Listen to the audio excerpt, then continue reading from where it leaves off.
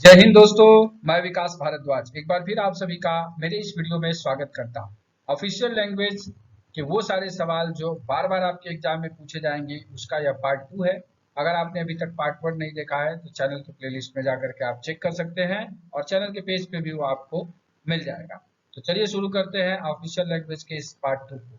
सवालों का सीक्वेंस थोड़ा आपको इधर उधर मिल सकता है, लेकिन सवाल काफी महत्वपूर्ण कवर किए गए हैं जो या तो एग्जाम में पूछे गए हैं या पूछे जाने की संभावना बनी हुई है। क्वेश्चन पे जाने से पहले अगर आपने अभी तक आरपीएफ रूल 72 के लिए तैयारी कर रहे हैं और आपने कोर्स में इनरोल नहीं किया है तो जाके कोर्स में इनरोल कर ले आरपीएफ एलडीसी ऐप को डाउनलोड करने के बाद।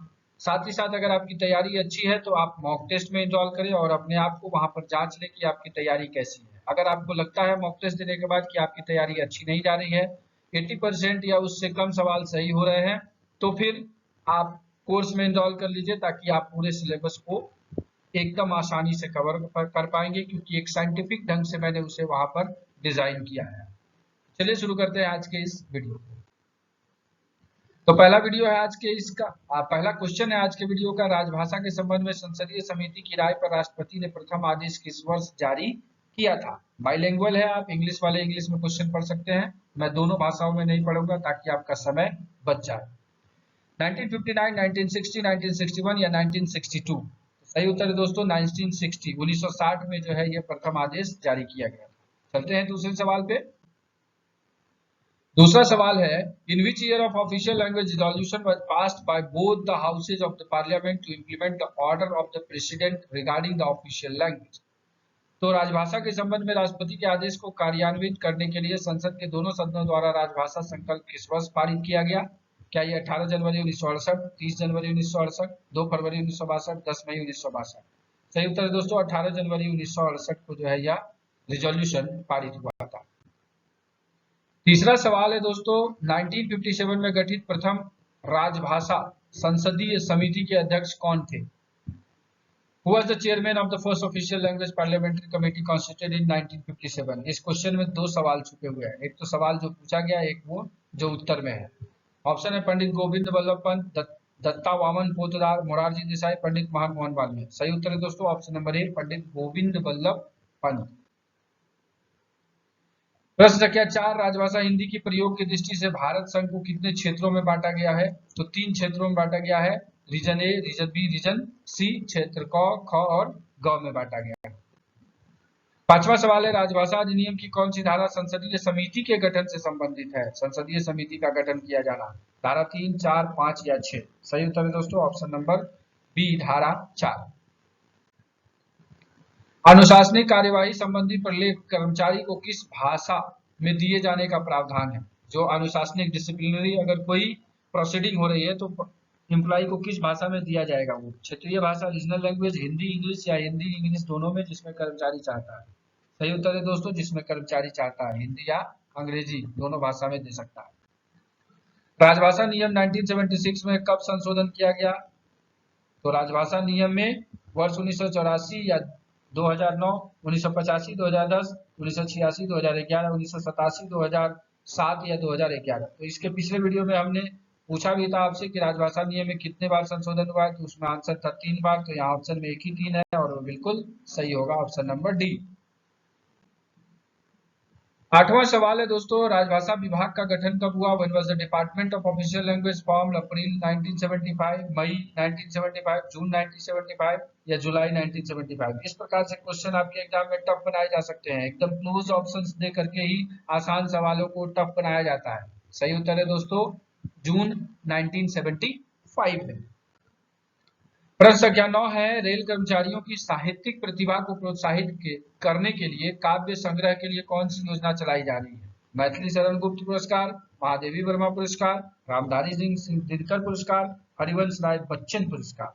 सही उत्तर है दोस्तों मैथिली शरण गुप्त पुरस्कार योजना जो है ये चलाया जा रहा है।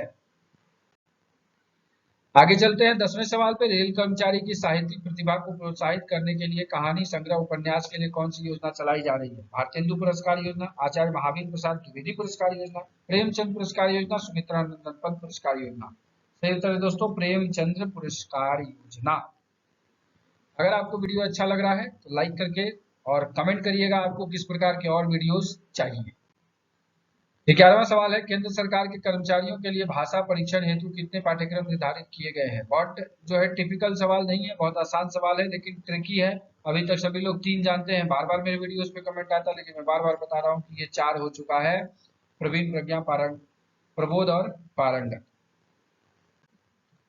12वां नंबर है, राजभाषा हिंदी प्रशिक्षण के लिए पाठ्यक्रम कौन तैयार करता है? Who prepares the syllabus for official language Hindi training? गृह मंत्रालय का राजभाषा विभाग, वित्त मंत्रालय, रक्षा मंत्रालय, रेल मंत्रालय। ऑब्वियसली गृह मंत्रालय इसके संबंध में सारा काम करती है ऑफिशियल लैंग्वेज में, तो ये सही उत्तर होगा। 13वां सवाल थोड़ा ट्रिकी है, हिंदी भाषी राज्यों में, हिंदीतर भाषी राज्यों में जहां हिंदी नहीं बोली जाती है वहां जो बोर्ड पदनाम सूचना बोर्ड होगा वो किस क्रम में होता है?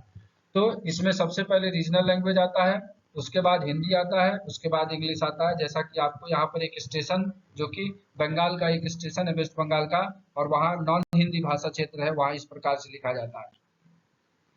आते हैं प्रश्न संख्या 14 पर, राजभाषा नियमों के अनुपालन का उत्तरदायित्व राजभाषा नियम 1976 के किस नियम में उल्लिखित है? रूल 9, रूल 10, रूल 11 या रूल 12? सही उत्तर है दोस्तों रूल 12 में इसके बारे में बताया गया है। 15वां सवाल देख लेते हैं। 15वां सवाल है, हिंदी पत्रों के उत्तर अनिवार्य रूप से हिंदी में देने के लिए राजभाषा नियम 1976 के किस उप नियम में निर्देश दिए गए हैं? तो रूल 5, रूल 6, रूल 7 या रूल 8? सही उत्तर है दोस्तों रूल 5 में इसके बारे में बताया गया है। चलते हैं 16वें सवाल पर। सवाल नंबर 16 कहता है, राजभाषा अधिनियम की धारा 3(3) के अनुपालन की जिम्मेदारी किसकी है? जिसमें कहा जाता है कि कोई भी नोटिस बोर्ड, कोई भी लेटर, कोई भी चीज है वो बाइलिंगुअल होगा।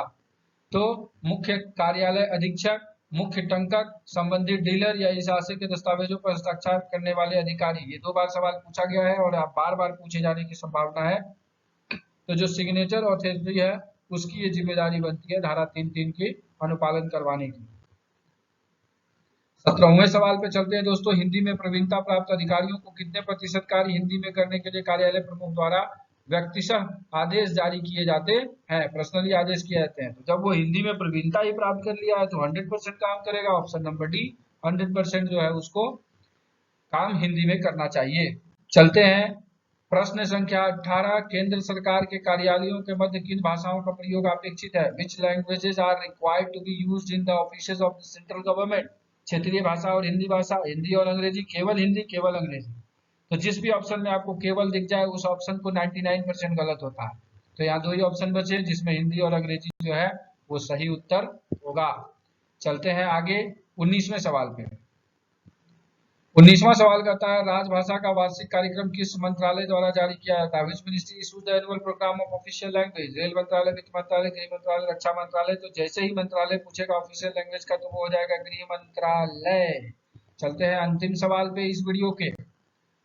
तो अंतिम सवाल है दोस्तों, मंडल राजभाषा कार्यान्वयन समिति के अध्यक्ष कौन होते हैं? Who is the chairman of the divisional official language implementation committee? Upper Mandal rail प्रबंधक, एडीआरएम, डीआरएम, राजभाषा अधिकारी, ऑफिशियल लैंग्वेज ऑफिसर या फिर वरिष्ठ मंडल इंजीनियर? तो सही उत्तर है दोस्तों DRM, divisional rail manager. DRM होगा मंडल रेल प्रबंधक। तो आज की इस वीडियो में हम लोगों ने 20 महत्वपूर्ण सवालों को कवर कर लिया है। ये पार्ट 2 था। पार्ट 1 अगर आपने नहीं देखा है तो जरूर जाकर के प्लेलिस्ट या चैनल के पेज पे जाकर के जरूर उसको देख लीजिएगा, क्योंकि महत्वपूर्ण प्रश्नों का सीरीज चल रहा है और आपके एग्जाम में सवाल यही से आने हैं। तो चलिए इसी संदेश के साथ कि आप अपनी तैयारी में मस्त होंगे और जिंदगी में व्यस्त होंगे, इस वीडियो को ध्यान पूर्वक देखने के लिए आप सभी का दिल से धन्यवाद।